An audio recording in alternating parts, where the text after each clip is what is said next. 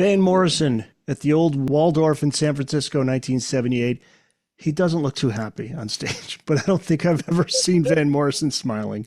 And I remember the story you told about when you interviewed him, right? Was he pulled up in the driveway, he sees you, and then he peels out? Yeah, no, yeah, no. He You were well, scheduled to interview the guy, and I think like he just didn't want to talk to you. no, no. What happened? Okay, what happened was first I meet him at this restaurant in Mill Valley, and he does show up because he needs to have a story in the Chronicle Sunday Date book because he's going to play a big facility in the That's Bay right. Area, So he needs and to they're plug the worried that show. okay. Yeah. So first he shows up and we Yes. do this interview and he's just, I mean, he's just the most difficult interview. I mean, he doesn't really, he doesn't consider what he does rock and roll. He doesn't like to look back and talk about what he's done in the past. He he's just like every question, he'll just you ask him a question and he goes, pass.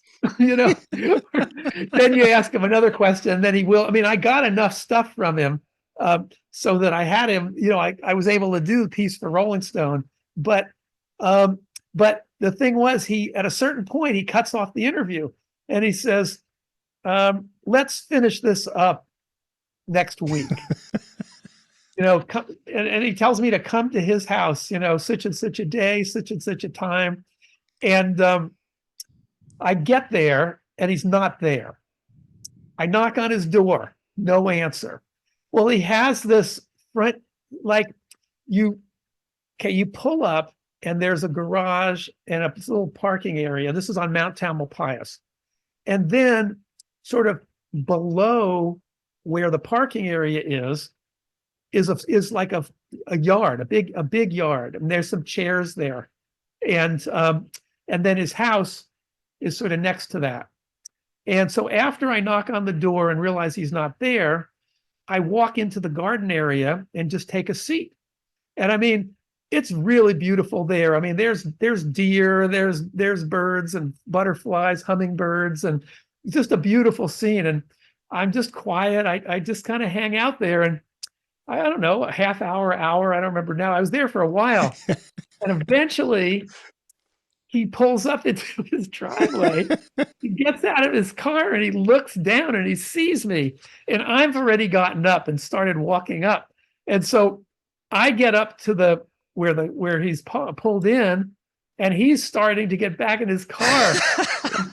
I'm saying, Van, we're supposed to finish up this interview. Come on, man. And, something to that effect. And he's like, well, we can't do it today. Call me, call me. And he gets in the car and takes off. And Thanks a lot, so man. I called him and I mean, I don't get him. I get his message machine. I leave messages, but I didn't, that was it. We did not. So I had to write my stories based on part one of the interview because it wasn't a part two. My older brother was just telling me about a time he went and saw Van Morrison. It was like a 40-minute show, and he just decided, that's it, I'm done. And everybody in the crowd was like, what the hell, man? Okay, I get no encore. That's it, I'm done. Yeah. But the thing that was cool about Van Morrison was he was living in the Bay Area for quite a while. And while he was living there, he would do these. Sometimes they'd be announced, but sometimes they were pretty unannounced shows. Like somehow, like the radio station KSAN would get word maybe, and so they would say, "Hey, we understand Van Morrison might show up at the Inn of the Beginning tonight, or might be at the Lion Share tonight." These were different clubs, and so I mean, I saw him at the Lion Share one time. I saw him at the Inn of the Beginning at least once, if not twice. The Great American Music Hall one night. I saw him at Winterland, a great set at Winterland one time. A lot of different shows. And overall, he was great almost pretty much every time. He was really good. Brilliant artist, for sure. But he could do that, decides he's done 40 minutes. That's it, I just read a story about a song he wrote that he gave to Sammy Hagar, and I think maybe they were on the same label, but it's called Flamingos Fly, and then Sammy put it on his 1976 solo album 9 on a 10 scale. And I guess he met Van at a party or at the record plant or something.